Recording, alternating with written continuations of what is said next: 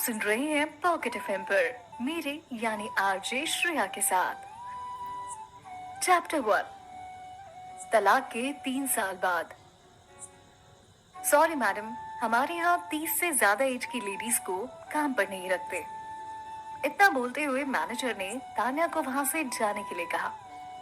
तान्या पलटकर मैनेजर से ये बताने ही वाली थी कि वो 30 की नहीं बल्कि 25 साल की लड़की है, पर वो जैसे ही पलटी उसने सुना कि मैनेजर पास ही खड़े दूसरे मैनेजर से बोल रहा था, अगर ऐसी बदसूरत लड़कियों को हमने काम पर रख लिया तो भाई कस्टमर तो वैसे भी उनका चेहरा देखकर भाग जाएंगे।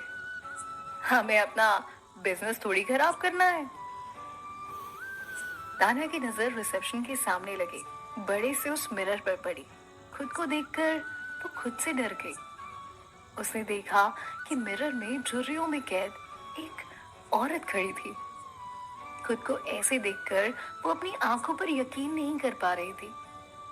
उसकी आंखें, जिनमें कभी जमाने भर की चमक हुआ करती थी, वो आंखें आज सूनी सी थी। उसके चेहरे की चमक कहीं खो सी गई थी। उसके चेहरे को देखकर कहीं से भी ये नहीं लग रहा था कि वो 25 साल की है। वाकई वो अपनी एज से 10 साल ज्यादा ही दिख रही थी। खुद को ऐसे देखकर तान्या भी शॉक थी।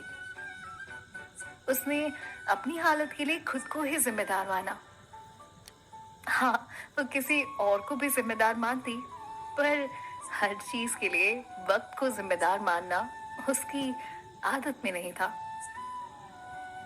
खुद को ऐसे देखकर वो बस चुपचाप होटल से बाहर आ रही थी कि उतने में उसकी नजर मर्सिडीज पर पड़ी, जो तेजी से होटल की तरफ आ रही थी। उस बड़ी सी मर्सिडीज की जगमगाती रोशनी को वो इतने गौर से देखने लगी कि उसकी आंखें गाड़ी पर आती रोशनी पर ही टिक गई। वो होटल के पास ही खड़ी हो गई। वो बस उस बड़ी सी गाड़ी को देखती रह गई।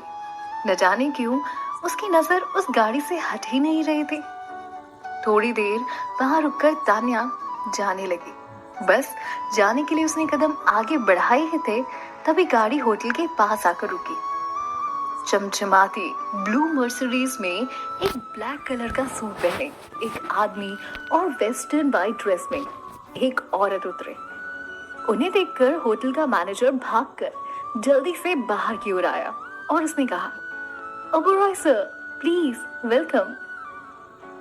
ओबरॉय सुनकर ही तान्या शॉक हो गई और उसके कदम वहीं रुक से गए। कार से उतरते ही अनु ने कहा, आदित्य, क्या इन सब के बाद तुम आज मेरे साथ शॉपिंग पर चलोगे? आज राजीव का न्यू ड्रेस कलेक्शन आया है, प्लीज कम विथ मी ना। अनु ने एक कपल की तरह आदित्य के हाथों में हाथ डाल रखा था। तभी आदित्य ने उससे हाँ में कहते हुए उससे कहता है, हाँ श्योर, चलते हैं। आदित्य की आवाज सुनकर तान्या वहीं फ्रीज हो गई। वो खुद को रोक नहीं पाई और उसने पीछे पलटकर देख ही लिया। उसकी नजर आदित्य के हैंडसम फेस पर पड़ी। हाँ, ये वही था। तान्या ने कभी नहीं सोचा था कि 3 साल के डिवोर्स के बाद उससे वो इस तरह से मिलेगी। वो बहुत बदसूरत हो गई थी, पर आदित्य आज भी उतना ही हैंडसम और जवान लग रहा था और उसके पास ही खड़ी अनु भी बेहद खूबसूरत और यंग लग रही थी, जितना कि वो 3 साल पहले लगा करती थी।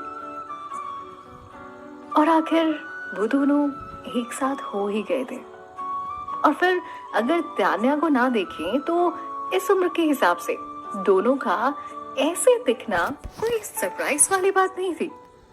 और फिर जैसे ही आदित्य की नजर इधर उधर घूमते हुए तान्या पर गई, उसने पीछे से आवाज दी, तान्या, तुम? आदित्य की आंखों में अविश्वास साफ नजर आ रहा था। तभी तनु भी उसके साथ बोली, ओ माय गॉड, क्या ये सच में तुम हो तान्या?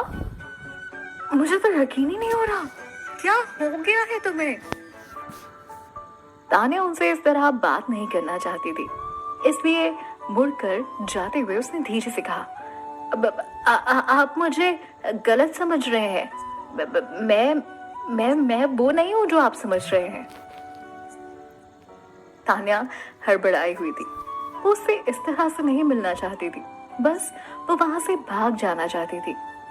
किसी भी हाल में वो आज उनका सामना नहीं करना चाहती थी।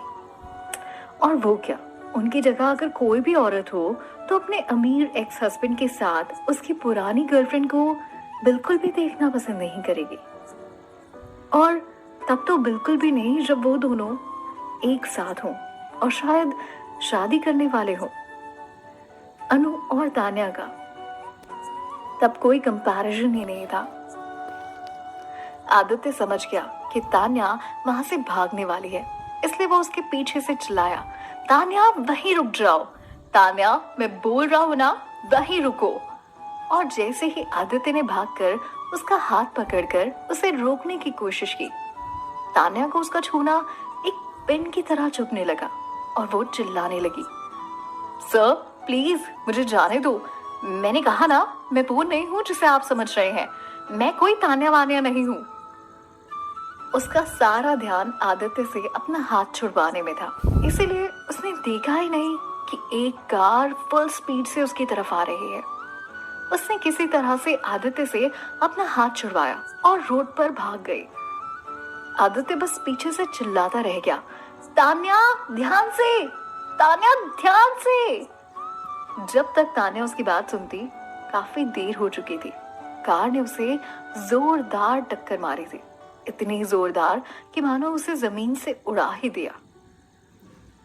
कार से टकराकर तान्या उसी वक्त वहीं गिर गई और साइड में रखे बड़े से पत्थर से उसका सर टकरा गया।